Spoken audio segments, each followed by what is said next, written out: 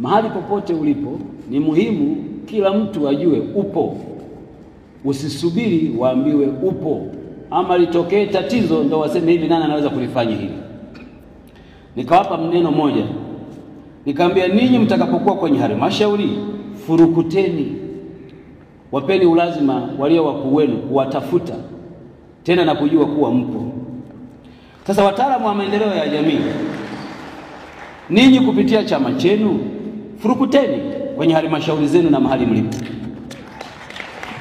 Na nawaambia kwa uzoefu tu wa kawaida, tamko tu la kusema jamani sisi ni muhimu kama hamfurukuti, na mwakani tutakuja tutasema haya haya.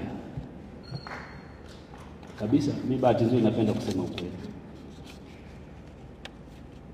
Furukuteni mahali mlipo.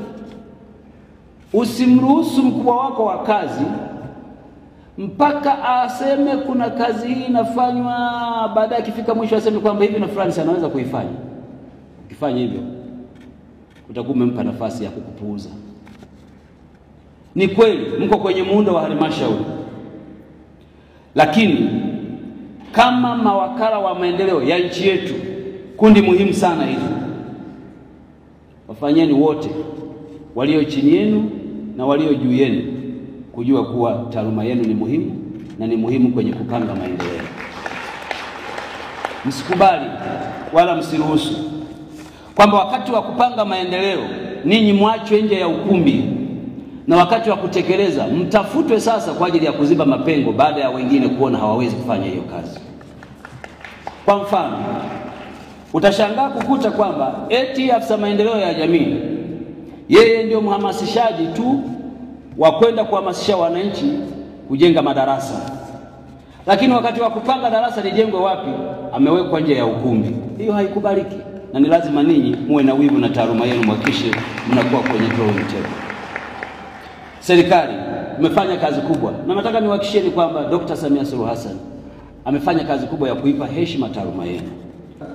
Basi imani yangu ni kwamba mwaka unaokuja tutakapokuwa kwenye mkutano mkuu huu, mengi ya yale mtakayokuwa mmeyazungumza yatakuwa yamefanywa kazi, na mimi nitakuwa wakala wenu kuanzia leo kwenda mbele kuyapeleka haya kwa Mheshimiwa Makamu wa Rais na viongozi wengine.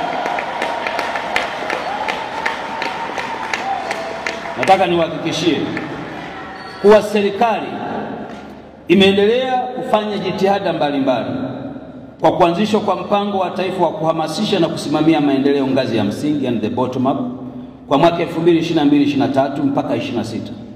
Mpango huu unalenga kuwafanya wananchi kuwa kitovu cha maendeleo